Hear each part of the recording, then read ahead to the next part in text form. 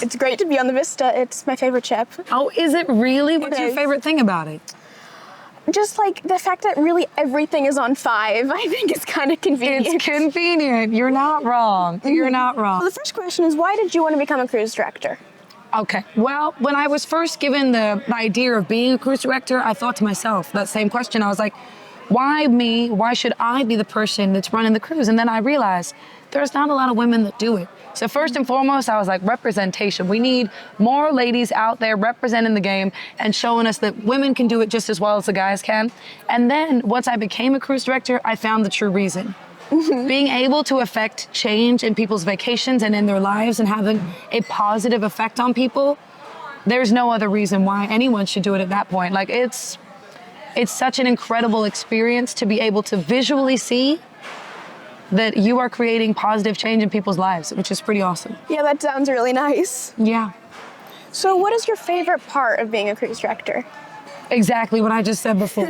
My Sure. favorite part is being that person that people remember after a cruise in a positive way that said, hey, I had a better time because of that particular person. Also being able to facilitate change in other people's lives that work here as well.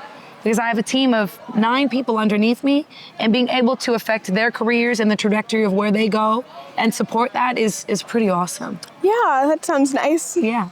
So how long have you been a cruise director? I've been a cruise director about 4.5 years, just under 5 years now. Oh, A little nice. while, yeah. Okay, so was there any cruise director that really inspired you to like do what you do or be one? Absolutely. There was quite a few of them. First and foremost, the one that always comes to mind straight up is Malcolm Burns. Malcolm used to travel out of, he used to sail out of Galveston, Texas. He was on the Freedom for years. He was on the Splendor for years before that. And he was with the company for 18 years.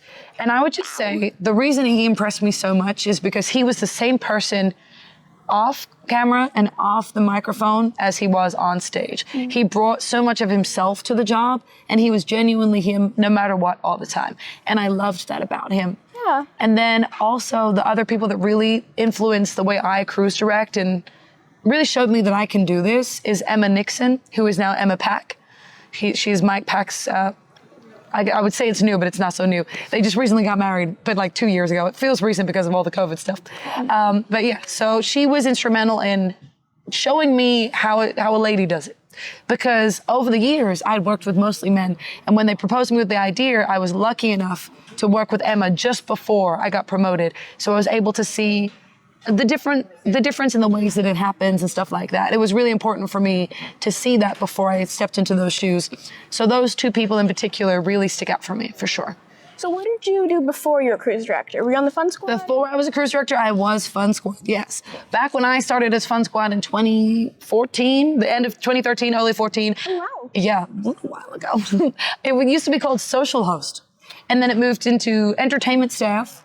And now it's called Fun Squad. Really? I didn't know that. Yeah, it was about 4 years that I was a Fun Squad until I became a cruise director. That's cool. Yeah. Do you have a favorite ship to cruise direct on? A favorite ship to cruise direct on? Honestly, I don't. I love the Vista because it has so many great amenities. Is it my favorite ship that I've ever been on? No, but I would say my favorite ship is because of the people, more so than the ship itself. I enjoy the guests, the team. That's what I remember. After 9 years with the company, after 16 ships and endless amounts of contracts, I think the people affect my reaction to it more than anything else. Yeah, understandable. Yeah. Mm-hmm. Okay. So do you get like off at the ports we go to? Not always. I can. Do I? No. Again, for the same reason as before. I've been doing it for about 9 years now, and I can tell you I've been to Cozumel, Mexico more times than I've been to my own house. So I don't always get off the ship because when we're in port, that is also the time that I can call my family. I can take a nap. I can do administrative work. I can do scheduling. So I usually take the port day times to do those things. And then occasionally I'll get off the ship, maybe once every 2 weeks, maybe once a week. So do you have like a favorite port that's like the prettiest? I do. Or Well, that's 2 different answers because my favorite port versus the prettiest port ever Bora Bora. Ooh. Hands down. Oh my God. Anything in the South Pacific, really gorgeous. Bora Bora is what I imagine Cozumel looked like before they built all the stuff on it. Because you go there and it's so untouched. There's like a water shuttle, you water shuttle over to it, you stop there, and then it's just beaches, turtles, everything. You literally get off the water shuttle and I saw 5 turtles just swim past me. Oh, wow. Insanely natural, just stunning beauty. And then my favorite port, straight up, is Cozumel. Just for convenience, it has everything. It does. Everything you need, it's right there. And I love it. Very practical. It's a very practical, you're right. You're right, yeah.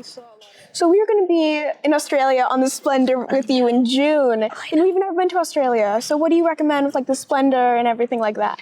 Okay, so you're going to Australia first, right? You're gonna go hang out there. Number 1, have to see the Opera House. Number 2, the Bondi to Bronte walk. It is a 3-mile walk that is on the coastline of Sydney. It has cliffs, it has different swimming holes. It kind of looks like Greece. Ooh. It is absolutely beautiful. And I always say anyone visiting Sydney has to do it. Then on the ship itself, when you're on the cruise, you're doing a South Pacific cruise, right? We're doing the Barrier Reef cruise. You're doing the Barrier Reef cruise. Okay, well then it's simple. Make sure you get the snorkeling excursions booked.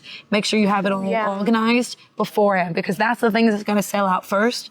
Because if you're sailing to the Great Barrier Reef, what do you wanna do? Go snorkeling, absolutely. Self-explanatory. Exactly. So you need to make sure you organize it, because I think that'll be the one thing that everyone will probably leave till the end. Yeah, probably. And if you don't want to go all the way to the Great Barrier Reef and not see the reef itself. So 100%, make sure to organize that even beforehand.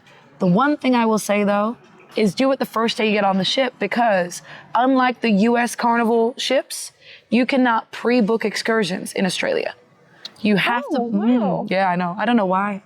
That's kind of weird. So when you get on the Australian ship, one of the longest lines on the ship is the shore excursions. So you can book your shore excursions the first day you're on board, but make sure that you book your shore excursions straight away. Is there anything that you want to add or whatever? No, I just am really excited or whatever. I love that. I'm just really excited that I met y'all, because we met randomly on the promenade. You did. During a port day, and we figured out that we're going to see each other again in a couple of months. And I know, it's very exciting. It was very exciting, but also just super random. I was like, what a weird coincidence that we just kind of figured out on that time. So I'm really excited to see y'all again. And I'm really happy that I met y'all this cruise. It's been so much fun. Yeah, we're very excited to see you in June. Yeah. Okay, I'll see you there, babe. Okay.